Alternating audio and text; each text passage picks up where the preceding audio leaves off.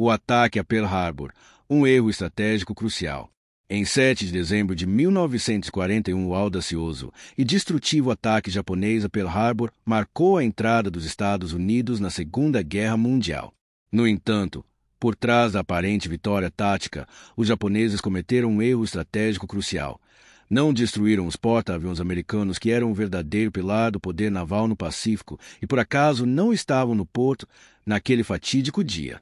Enquanto os japoneses celebravam a destruição de encouraçados e aeronaves, eles falharam em não atingir o coração da capacidade ofensiva dos Estados Unidos. A estratégia japonesa. Ciente de que não poderiam vencer uma guerra de longo prazo contra os Estados Unidos, os japoneses basearam toda a sua estratégia em conquistar uma vitória rápida, preferencialmente por meio de grandes e decisivas batalhas. Por isso, durante o planejamento do ataque, sequer consideraram atingir os numerosos tanques de combustível ou as instalações navais de Pearl Harbor, cuja destruição poderia ter atrasado ainda mais a capacidade americana de resposta. A frota americana em Pearl Harbor. Encouraçados. 8 encouraçados estavam estacionados na base, sendo 7 em posição de combate e outro em doca seca. Cruzadores. A frota contava com 8 cruzadores, sendo 4 suscetíveis a torpedos. Outros navios. Havia também 46 contra-torpedeiros e 18 navios auxiliares atracados em diferentes locais. Cerca de 80 navios estavam estacionados na base naval americana do Havaí, distribuídos em diferentes posições estratégicas pelo porto. Kido Butai, a força de ataque japonesa. O ataque a Pearl Harbor seria realizado pelo Kido Butai, uma poderosa força-tarefa móvel da Marinha Imperial Japonesa composta por 6 porta-aviões transportando uma força de 350 aeronaves, além de 2 encouraçados, 3 cruzadores e 9 contra-torpedeiros. Após 10 meses de treinamentos intensivos, os pilotos de elite da Marinha Japonesa estavam preparados para o combate. Além disso, 5 mini-submarinos também seriam encarregados de penetrar no porto e atacar em conjunto com a ofensiva aérea principal. O plano de ataque japonês. Primeira onda, liderada pelo tenente Fushida, contaria com 50 bombardeiros de nível e 40 bombardeiros de torpedo Kate com torpedos modificados para águas rasas. Segunda onda, composta principalmente por bombardeiros de mergulho VAL e caças de escolta para consolidar os danos e neutralizar alvos remanescentes. O plano de ataque foi dividido em 2 ondas, com alvos principais sendo os encouraçados e porta-aviões no porto. Os torpedos foram especialmente modificados com aletas de madeira para que pudessem ser eficazes nas águas rasas de Pearl Harbor. A jornada da frota japonesa. Na manhã de 26 de novembro, a frota combinada da Marinha Imperial Japonesa, sob comando do vice-almirante Nagumo, partiu das Ilhas Kurilas em absoluto sigilo e seguiu em direção leste rumo ao Havaí. Durante os 12 dias seguintes, a força japonesa cruzou o Pacífico Norte, chegando finalmente à sua posição a noroeste do arquipélago cerca de 1 hora antes do amanhecer de 7 de dezembro. A falsa sensação de segurança americana. Embora a guerra contra o Japão estivesse no horizonte e fosse amplamente antecipada, a base americana no Havaí era considerada, em teoria, muito bem defendida para ser um alvo. Ninguém realmente acreditava que um ataque a Pearl Harbor poderia ocorrer pelo ar. Até mesmo os oficiais de alto escalão que comandavam a base pareciam ignorar os avisos sobre uma possível ofensiva japonesa e tomaram poucas medidas para mitigar a ameaça iminente. O início do ataque. No dia 7 de dezembro, como era de se esperar em uma manhã de domingo em Pearl Harbor, tudo parecia calmo. Muitos militares estavam de licença em terra, mas logo o céu foi tomado por centenas de aviões japoneses. Os primeiros alvos foram as bases aéreas espalhadas pela ilha, buscando evitar uma possível retaliação. Tanto os bombardeiros de mergulho AI-3, quanto famosos caças Mitsubishi A-6M, conhecidos como Zero, despejaram fogo sobre os americanos completamente despreparados, destruindo aviões e bombardeando instalações aéreas. Vulnerabilidade das defesas americanas. Agrupamento de aeronaves. Para evitar possíveis sabotagens, os aviões americanos eram colocados agrupados, uma medida que ironicamente os tornou alvos fáceis. Domingo tranquilo. Muitos militares estavam de folga ou descansando, reduzindo a capacidade de resposta imediata. Falta de preparação. Apesar dos avisos, as defesas não estavam em alerta máximo para um ataque aéreo. No entanto, esse golpe surpresa era apenas o prelúdio de algo ainda maior.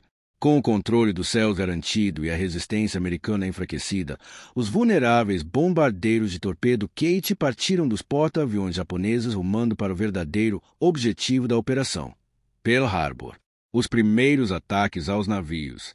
Os primeiros bombardeiros Kajima B-5N chegaram ao local, sem hesitação, focaram nos navios atracados a noroeste da ilha Ford. Algumas docas pareciam desocupadas, nenhum dos valiosos navios de guerra estava ali naquela manhã de 7 de dezembro. Ainda assim, o primeiro avião começou o ataque por engano. Ao verem o movimento, outros pilotos o seguiram. 6 bombardeiros avançaram contra o USS Utah, um antigo encouraçado convertido em navio de treinamento. Em meio ao ataque desorganizado, 2 dos 6 torpedos atingiram o Utah, enquanto o outro, de forma acidental, acertou o cruzador leve USS Raleigh nas proximidades. O Utah rapidamente virou e afundou, mas o Raleigh foi salvo graças às ações decisivas de sua tripulação. Confusão e erros no ataque. O restante das aeronaves continuou sobrevoando a ilha Ford em busca de alvos mais estratégicos. No entanto, mais uma vez possivelmente ofuscado pelo sol da manhã, outro Kate japonês lançou um torpedo acreditando estar mirando no encouraçado USS Pennsylvania. O projétil, porém, seguiu em direção ao USS Oglala, um antigo navio lança-minas, passando por baixo dele. O torpedo acabou atingindo o moderno cruzador leve USS Helena, causando uma explosão que rasgou o casco de ambos os navios. O ataque aos encouraçados. USS Oklahoma e West Virginia. Em pouco tempo, os bombardeiros Nakajima se aproximaram pelo sudeste e lançaram uma série de projéteis atingindo ambos os encouraçados. USS Califórnia e Nevada. Alguns pilotos japoneses optaram por ângulos mais desafiadores e acabaram acertando o USS Califórnia e o Nevada, que estavam do outro lado da linha de encouraçados. Intensificação da defesa. O fogo antiaéreo americano se intensificava, conseguindo abater alguns dos bombardeiros inimigos mais lentos. Após mais um ataque frustrado, a maioria dos bombardeiros japoneses subiu para circular e se posicionar na direção da tão cobiçada linha de encouraçados. Entre diversos navios atracados, 2 estavam especialmente vulneráveis aos torpedos, o USS Oklahoma e o USS West Virginia. Devastação dos encouraçados. O USS West Virginia, atingido por 7 torpedos, mal conseguia se manter à tona. Já o USS Oklahoma, atingido por 9 torpedos, começou a virar lentamente, deixando muitos tripulantes presos sob seu convés. Equipes de resgate trabalhavam para salvar os feridos, mas o ataque não havia terminado. Um segundo grupo de aviões Nakajima, desta vez configurados para bombardeio horizontal, preparava-se para atacar.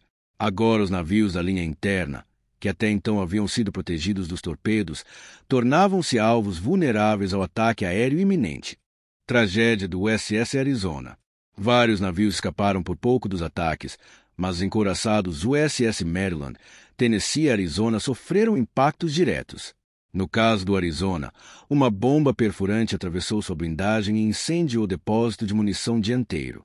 Segundos depois, uma enorme explosão envolveu o encouraçado em chamas, destruindo e incendiando o navio de reparo que estava próximo. O caos em Pearl Harbor só aumentava à medida que os últimos aviões japoneses deixavam o local.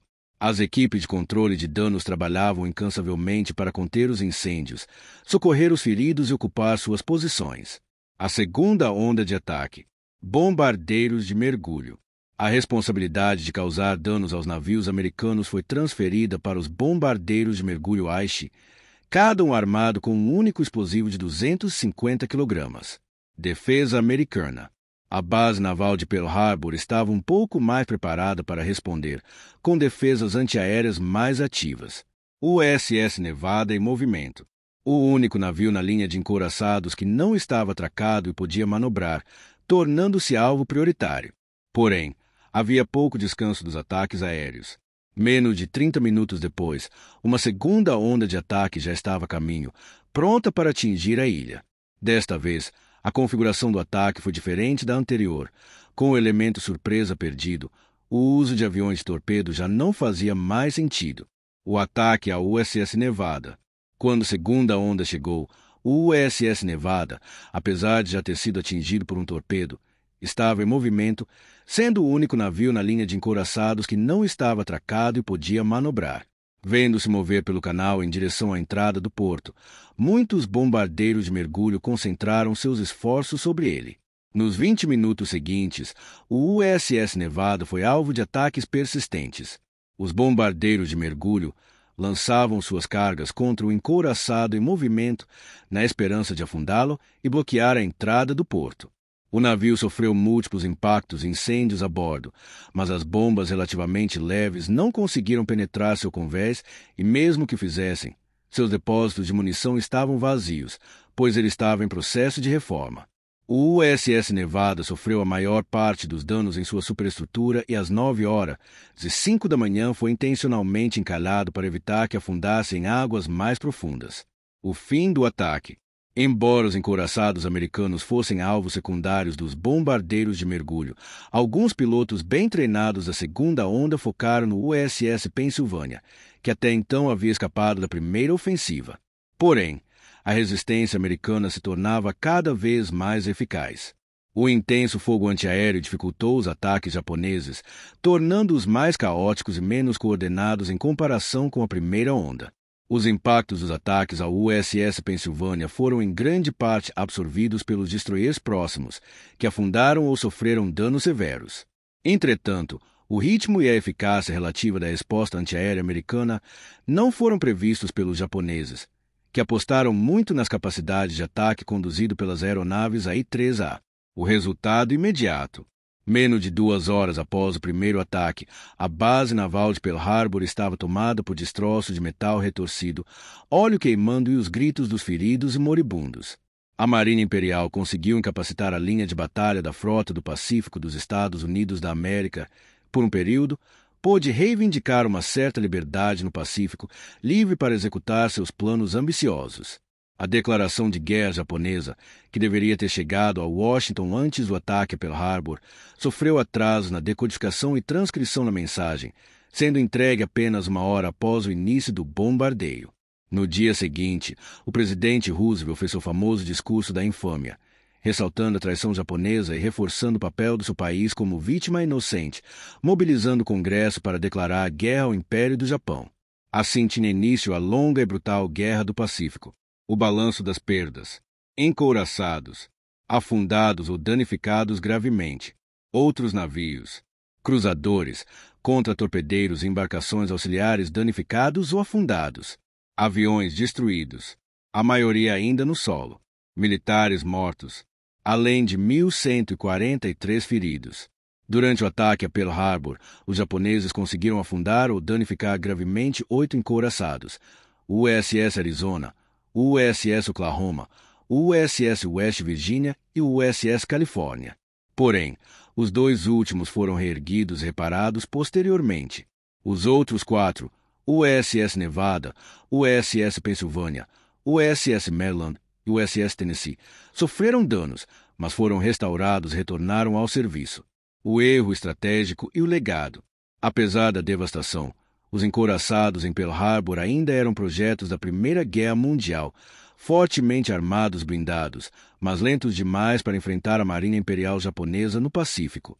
E o fato de o ataque ter ocorrido em um porto acabou facilitando o processo de reparo e recuperação dos navios. No entanto, nenhum dos porta-aviões americanos estava presente no momento do ataque, o que pode ter sido um tremendo golpe de sorte para os americanos.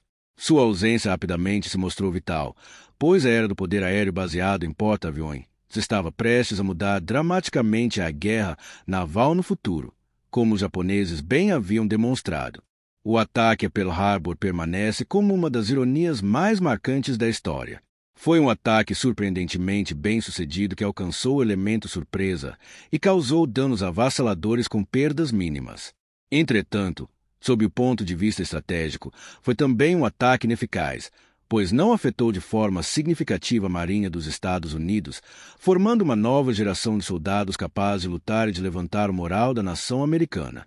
Além disso, ao incapacitar um punhado de navios obsoletos, os japoneses conseguiram nada mais do que despertar uma reação furiosa que logo seria sentida em todo o teatro de guerra no Pacífico. Aviões perdidos 29. Baixas japonesas. Militares mortos 64.